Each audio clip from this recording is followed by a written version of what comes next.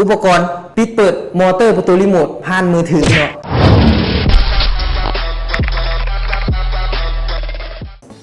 สบายดีมื้อนี้พวกเราอยู่ในรายการ BN High Tech เนาะเป็นรายการผู้นำด้านเทคโนโลยีมื้อนี้พวกเราจะมาแนะนำเทคโนโลยีใหม่ๆเนาะเกี่ยวกับ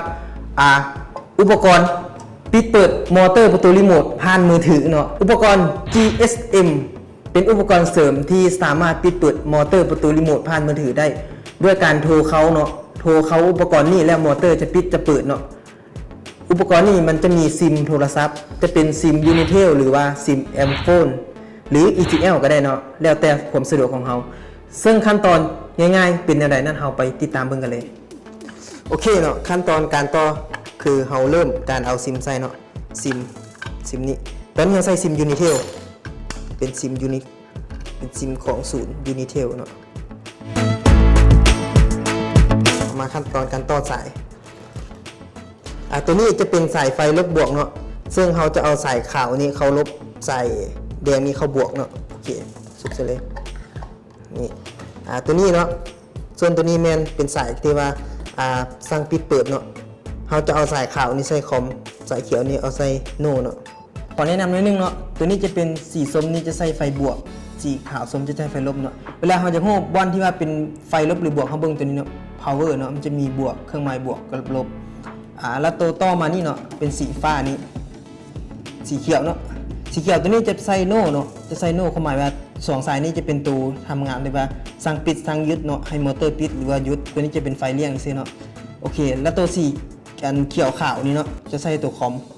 อมหรือว่า COM เนาะส่วนสีเขียวตัวนี้จะใส่ตัว NO หรือว่า No เนาะโอเคแล้วเรามาเบิ่งที่แผงบอร์ด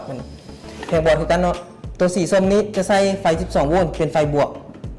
สัญลักษณ์มันจะมีเนาะ12โวลต์ GND คือหมายไฟลบจะเป็นขาวส้มตัวต่อมาเนาะตัวนี้จะเป็นขาวเขียวเนาะขาวเขียวจะใส่โปโต้ใส่คอมเนาะตัวนี้จะเป็นใส่คอม COM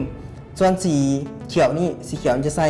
OSC เนาะ OSC ที่ว่ามันสร้างยึดสร้างเปิดเนาะตัวนี้เนาะขั้นตอนการต่อสายไฟเนาะไฟจะมีตัว LN หรือว่าตัวเนิร์ดตัวไล่เราก็ต่อปกติไฟ220โวลต์เนาะเข้าเลย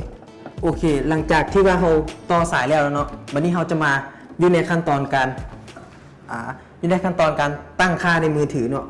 และการโหลดแอปเนาะซึ่งจะเป็นอย่างไรนั้นเราไปเบิ่งกันเลยโอเคสบายดีอีกเพียงนึงเนาะภายหลังจากที่เราได้ติดตั้งตัวปิดเปิดผ่านมือถือที่ทางบริษัทเบียร์นำเข้ามาขายตัวนี้แล้วเนาะต่อกับมอเตอร์แล้วเรียบร้อยปั๊บใส่ซิมการ์ดเข้าไปแล้วต่อไปเราจะเป็นการตั้งค่าตัวอุปกรณ์เนาะว่าจะให้เบอร์ได้แน่สามารถโทรเขาได้เบอร์แต่บ่สามารถที่จะโทรเขาไปเปิดปิดประตูได้เนาะ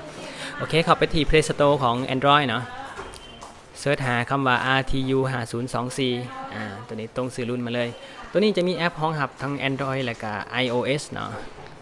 คลิกเข้าไปแล้วติดตั้งโปรแกรมใส่ในโทรศัพท์เนาะเปิดโปรแกรมขึ้นมาเปิดแอปขึ้นมาปั๊บ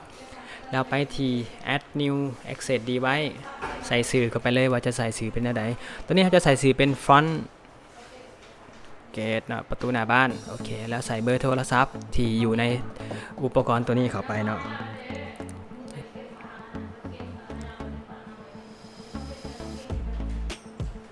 โอเคตัวนี้จะเป็นเบอร์ของฝ่ายขายเราแล้วก็ใส่รหัสผ่านของตัวนี้เนาะซึ่ง default มาถึงโรงงานจะเป็น1 2 3 4ปั๊บจากนั้นกดที่เครื่องหมายเลขบวกทั้งเทิงเนาะเพื่อเพิ่มอุปกรณ์ภายหลังจากที่เพิ่มอุปกรณ์ไปแล้วปั๊บเข้าไปเลยเห็นขึ้นมาเข้าแล้วกดไปที่ตัวแขวเฟืองเนาะเป็นการเข้า setting หรือว่าเข้าตั้งค่านั่นเองสิ่งแรกที่ควรจะเห็นคือการเปลี่ยนรหัสเนาะเปลี่ยนรหัส default จาก1 2 3 4ตัวกรณีนี้เขาจะใส่เป็น94ตัวเนาะปั๊บกดส่งเลยโอเคแมนตอนนี้ตัวอุปกรณ์ตัวนี้ได้เปลี่ยนพาสเวิร์ดจาก default ไปเป็น94ตัวแล้วได้กลับมา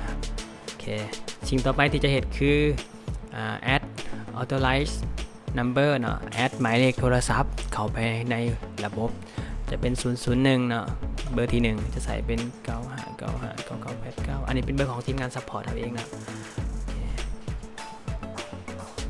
เราจะมาเบิ่งกลุ่มว่า start หรือว่า end time ตัวนี้มันจะบอกว่า เบอร์นี้ที่แอดเข้าไปนะมันจะอยู่ได้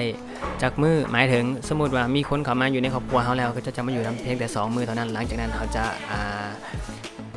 ตัดออกจากระบบเลยเขาจะใส่แบบสตาร์ทฟอร์มวันนั้นวันนี้หามื้อนั้นมื้อนี้เนาะกรณีเขาจะใส่เป็น away control ไปเลยตลอด